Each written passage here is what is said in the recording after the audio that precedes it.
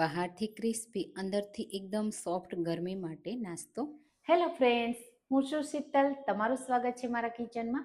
આજે આપણે બનાવીશું જુવારના લોટમાંથી સોડા વગર, ઈનો વગર, આથા વગર એકદમ હેલ્ધી ટેસ્ટી સાંજ માટે કે સવાર માટે ગરમા ગરમ ક્રિસ્પી અને ટેસ્ટી અને સાથે સોફ્ટ પણ એટલો જ કે ખાવાની મજા જ આવી જાય તેવો હેલ્ધી નાસ્તો બનાવીશું એકદમ સિમ્પલ રીતે. પણ આ રીતે બનાવશો ને તો તમે થેપલા પરોઠા બધું ભૂલી જશો. તો ચાલો બનાવીએ. એના માટે આપણે લેશું 1 કપ જુવારનો લોટ. તો તમે 3 વ્યક્તિને માટે બનાવો ને એટલો આમાંથી નાસ્તો બનશે. હવે શાકભાજીમાં હું અહીંયા દૂધી એડ કરું છું, ગાજર એડ કરું છું. તમે કોઈ પણ શાકભાજી લઈ શકો છો. અને સાથે હું કેપ્સિકમ પણ એડ કરું છું. જો ડુંગળી ખાતા હોય તો ડુંગળી પણ એડ કરવાની. હું અહીંયા એડ કરું છું સાથે લીલા મરચાં. જો લસણ પસંદ હોય ને તો લસણ પણ એડ કરી શકાય. આદુની પેસ્ટ અથવા આદુના ટુકડા એડ કરી દેવાના. ફ્રેશ લીલા ધાણા, જે પણ પાંદડાવાળા શાકભાજી પસંદ હોય એ પણ એડ કરી શકાય છે. સાથે હળદર પાવડર, લાલ મરચું પાવડર, ધાણા જીરું પાવડર અને સાથે એડ કરીશું અડધો કપ દહીં. એના લીધે તમારે ઈનો સોડા કોઈ વસ્તુ એડ નહીં કરવી પડે અને ખટાશ આવી જશે. સાથે નાસ્તો છે ને એ પોચો પણ બનશે. તો પહેલાં આ રીતે મિક્સ કરી દેશું. પછી જરૂર લાગે ને એટલું આપણે પાણી એડ કરીશું. તો આ નાસ્તો એટલો બનાવવો સિમ્પલ છે કે માત્ર તમે 5 મિનિટમાં બનાવી તૈયાર કરી શકશો. અને સાંજ માટે તમે ચટણી સાથે સર્વ કરી શકો. સવારના નાસ્તામાં ચા સાથે પણ સર્વ કરી શકો છો. એટલો ટેસ્ટી અને ઝટપટ પણ બની જાય છે અને ગરમીમાં એકદમ પચવામાં હળવો પણ રહેશે. તો જુવારના લોટમાંથી તમને કઈ કઈ રેસીપી ગરમીમાં બનાવો છો ને મને કમેન્ટમાં ચોક્કસથી કહેજો. અને હા, મારી રેસીપી તમને કઈ સિટીમાંથી જુઓ છો એ મને કહેજો, મને ખૂબ ગમશે. હવે આપણે અડધો કપ દહીં એડ કર્યું અને અડધો કપ જેટલું પાણીની જરૂર પડશે. આ રીતે થોડું થોડું પાણી એડ કરતા જશું અને બેટર રેડી કરી લઈશું. તો બેટરમાં ખાસ કરીને એકદમ પતલું ના થઈ જાય ને એનું ધ્યાન રાખવાનું. જો બહુ પતલું થઈ જશે ને તો પ્રોપર નાસ્તો નહીં બને, ઉઠલશે જ નહીં તવા પરથી. તો એ વાતનું ધ્યાન રાખવાનું. બેટરને થોડું આપણે થીક રાખવાનું છે.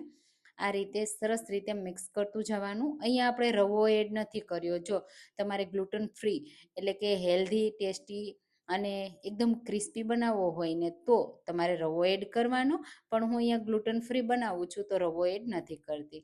જે ડાયાબિટીસના વ્યક્તિ હોય ને એ પણ આ નાસ્તો ખાઈ શકશે. અને જે લોકોને ખાસ કરીને વેટ લોસ કરવું છે ને એના માટે તો આ બેસ્ટ નાસ્તો છે. ફાઈબરથી ભરપૂર હોય છે, બધા શાકભાજી એડ કર્યા છે અને પચવામાં પણ એકદમ હળવો હોય છે. તો આ નાસ્તો ખાવાથી એક તો વેટ પણ નહીં વધે અને ઓછા તેલમાં બની જાય છે ને એકદમ સિમ્પલ પણ એકદમ હેલ્ધી અને ટેસ્ટી અને ખાવામાં પણ બધાને ભાવશે, નાના બાળકોથી લઈને મોટા બધાને. તો એવું નહીં વિચારતા કે આ નાસ્તો ખાવામાં એટલો ટેસ્ટી નહીં હોય, પણ બહુ જ ટેસ્ટી બનશે. તો આ રીતે થોડું થોડું પાણી એડ કરતી જાઉં છું, મિક્સ કરતી જાઉં છું. સિમ્પલ જ છે, બસ પાણી જ એડ કરવાનું છે જેટલી જરૂર લાગે ને એટલું. અને આ બેટરને રેસ્ટ થવા દેવાની કોઈ જરૂર નથી, એટલે માત્ર 5 મિનિટમાં રેડી પણ થઈ જશે. તો બસ આ રીતે તમે જુઓ કેટલું થીક મેં બેટર રાખ્યું છે. હજી પણ તમને જો નાસ્તો સ્પ્રેડ કરવામાં પ્રોબ્લેમ આવે ને તો થોડું સ્પ્રેડ કરી શકો છો. અને મને થોડું આ બેટર થીક લાગતું હતું એટલે પછી લાસ્ટમાં મેં પાણી એડ કર્યું. એની પહેલાં આપણે સ્વાદ પ્રમાણે મીઠું એડ કરી દઈશું. તો મેં પહેલાં મીઠું એડ નથી કર્યું એટલે આ સમયે એડ કરું છું. અને હવે મિક્સ કરી દઈશું. અત્યારે આ જે બેટર છે ને એ મને થોડું થીક લાગે છે એટલે આપણે એમાં થોડું પાણી એડ કરવાનું છે. પણ પહેલાં આ રીતે પ્રોપર મિક્સ કરી દઈશું. 2 ચમચી જેટલું પાણી એડ કરીશું આ રીતે અને ફરીથી આપણે મિક્સ કરી દઈશું એટલે પરફેક્ટ બેટર રેડી થઈ જશે. હવે જો નાસ્તાને તમારે અંદરથી એકદમ જાળીદાર બનાવવો હોય ને તો તમે ઈનો કે સોડા પણ એડ કરી શકો છો અને હાંડવાની જેમ પણ બનાવી શકો છો. ઘણા બધા મને કમેન્ટમાં એવું કહે છે કે ઈનો અને સોડા વગરનો હેલ્ધી નાસ્તો બનાવીને બતાવો. તો એના માટે આ સ્પેશિયલ નાસ્તો છે, બધા માટે છે. પણ તમે જે ઈનો સોડા નથી ખાતા ને આથા વગરનું ખાય છે ને એના માટે આ બેસ્ટ નાસ્તો છે.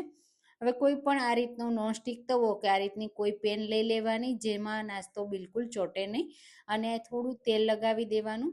આ રીતે મેં અડધી ચમચી જેટલું જ એડ કર્યું છે અને પછી આપણે ઉપરથી તલ ખાલી એડ કરીશું. તમારે વઘાર કરવો હોય તો પણ કરી શકાય. થોડો આ રીતે બેટરને એડ કરી સ્પ્રેડ કરી લઈશું. બહુ મોટું પણ નહીં રાખવાનું અને બહુ પતલું પણ નહીં કરવાનું. એ રીતે આ રીતે એક સરખું કરી લેવાનું. અને પછી ગેસની એકદમ લો ફ્લેમ ઉપર કૂક કરવાનું છે, જેના લીધે અંદર સુધી એકદમ સરસ રીતે કૂક થઈ જાય. તો આ રીતે ઢાંકી લો ફ્લેમ ઉપર થવા દેશું.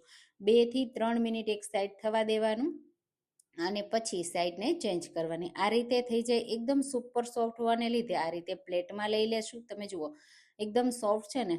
પછી આ રીતે પેનને ઊંધી કરી અને પ્લેટને પણ ઊંધી કરીશું. એના લીધે આ રીતે સરસ રીતે શેકાઈ જશે. અને બસ આ રીતે શેકાઈ જાય ને એક સાઈડથી, એટલે ફરીથી થોડી વાર ઢાંકી અને થવા દે. બીજી સાઈડ પણ 2 થી 3 મિનિટ આપણે થવા દેવાનો. પછી ચેક કરી લેવાનું. તમે જુઓ ઉપરથી કેવો સરસ ક્રિસ્પી થઈ ગયો છે. આ રીતે સરસ રીતે આપણે ડિમોલ્ડ કરી લેશું અને ગરમા ગરમ ઠંડો બંને રીતે સર્વ કરી શકાય. અને તમે પતલો કે જાડો જેવો પસંદ હોય ને એ રીતે બનાવી અને લો ફ્લેમ ઉપર કૂક કરી આ રીતે સર્વ કરજો. ટોમેટો કેચઅપ સાથે, ચટણી સાથે, ચા સાથે ખાવાની બહુ મજા આવશે. અને એકદમ શાકભાજીથી ભરપૂર છે, હેલ્ધી છે, પચવામાં હળવો છે. તો તમને આ જુવારના લોટનો નાસ્તો કેવો લાગ્યો મને કમેન્ટમાં ચોક્કસથી કહેજો. અને હા, મારી રેસીપી તમને પસંદ આવતી હોય તો લાઈક કરવાનું ભૂલતા નહીં. Thank you.